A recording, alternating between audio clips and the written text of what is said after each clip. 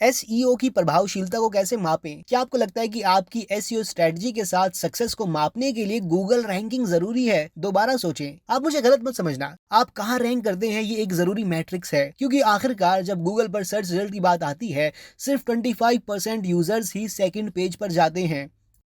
और इससे ज्यादा निराशाजनक ये है कि 90% पेजेस को जीरो ट्रैफिक मिलता है। तो हाँ, गूगल के फ्रंट पेज पर होना बहुत ही जरूरी है। मेरी राय में ये सबसे अच्छा रियल एस्टेट है जिसे आप पा सकते हैं। हालांकि मैं रियल्टर नहीं हूँ, लेकिन ये जरूरी नहीं है। अगर आप अपने गूगल ट्रैफिक को डबल या ट्रिपल करें और आप कोई ज्यादा रेवेन्यू जनरेट ना करें, तो क्या ये सच में मायने रखता है? नहीं, आप बस अपने सर्वर की कॉस्ट पर ज्यादा पे कर रही हैं। तो वो कौन से मैट्रिक्स हैं जिन्हें ट्रैक किया जाना चाहिए?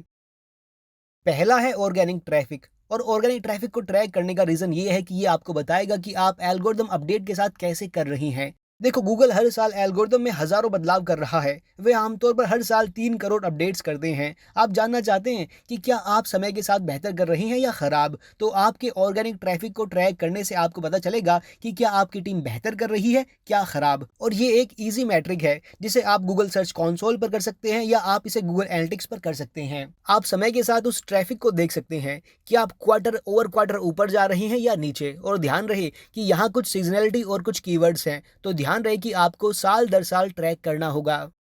और सेकंड मैट्रिक है सर्च विजिबिलिटी। आपको कैसे पता चलेगा कि शुरुआती दिनों में आपका एसईओ इंप्रूव कर रहा है? सर्च विजिबिलिटी आपको ये दिखाता है, और आप इसका डाटा गूगल सर्च कंसोल पर देख सकते हैं कि क्या लोग आपकी लिस्टिंग देख रहे हैं। अगर आप पेज 1 या पेज 2 के बॉटम पर रैंक कर रहे हो, हाँ, कुछ लोग इसे देख रहे हैं, बस आपको ज्यादा क्लिक्स नहीं मिल रहे हैं और टॉप स्पॉट पर पहुंचने में लंबा समय लगता है। तो अगर सर्च विजिबिलिटी और वो नंबर्स बढ़ते रहते हैं, तो इसका मतलब ये है कि आप समय के साथ लगातार ऊपर की ओर रैंक कर रही हैं। थर्ड मैट्रिक, बैकलिंक्स की संख्या।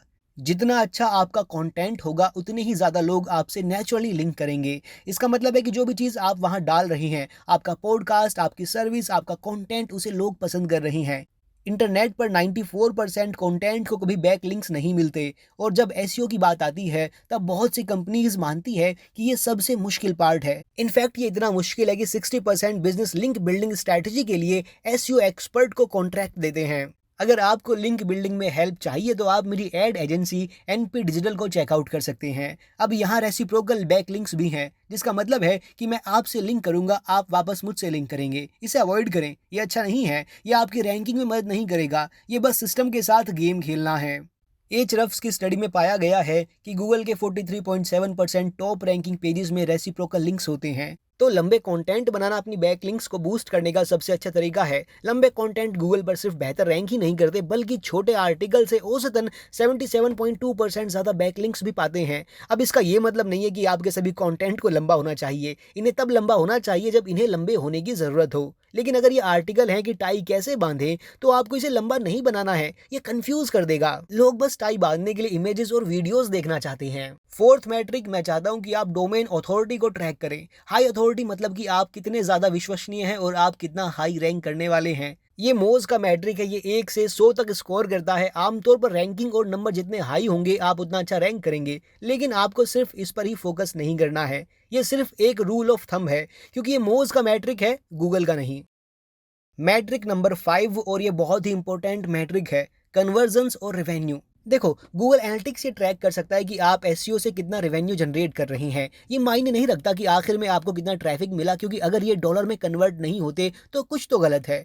आपको गलत तरह का ट्रैफिक मिल रहा है। इसलिए शुरुआत में कीवर्ड रिसर्च बहुत ही जरूरी है। इसलिए आपको ऊबर सजेस्ट जैसे टूल का यूज करना चाहिए, क्योंकि ये आपको बताएगा कि कौन सा कीवर्ड पॉपुलर है और किसकी कॉस्ट पर क्लिक हाई है। अगर आप सोच रहे हैं कि कॉस्ट पर क्लिक जरूरी क्यों है, आमतौर पर अगर कोई गूगल एड्स में एक कीवर्ड के लिए ज्यादा पे करना चाहता है, इसका मतलब है कि वो कीवर्ड ज्यादा सेल्स ड्राइव करेगा। तो आपको उन कीवर्ड्स के पीछे जाना है जो आपके स्पेस से रिलेटेड हो, जिसे बहुत सर्च किया गया हो, जिसका लो कंपटीशन हो और कॉस्ट पर क्लिक हाई हो। और ऊबर सजेस्ट आपको ये दिखाएगा। और साथ ही आप आंसर द पब्लिक जैसे टूल का यूज करके ये भी देख सकते हैं कि कौन से कीवर्ड अभी पॉपुलर हो रहे हैं और फल फूल रहे हैं। और इस तरह से आप जान सकते हैं कि कम समय में क्या टारगेट करना है, जिसके बारे में आपके कंपटीशन को नहीं पता है। अब अगर आप अपने एसईओ ट्रैकिंग के लिए मदद चाहते हैं, तो एनपी डिजिटल के पास एक पूरी एनालिटिक टीम है हम आपकी इसमें मदद कर सकते हैं। अगर आपने इस वीडियो को एंजॉय किया है तो इसे लाइक करें, शेयर करें। अगर कोई सवाल है तो नीचे कमेंट करें,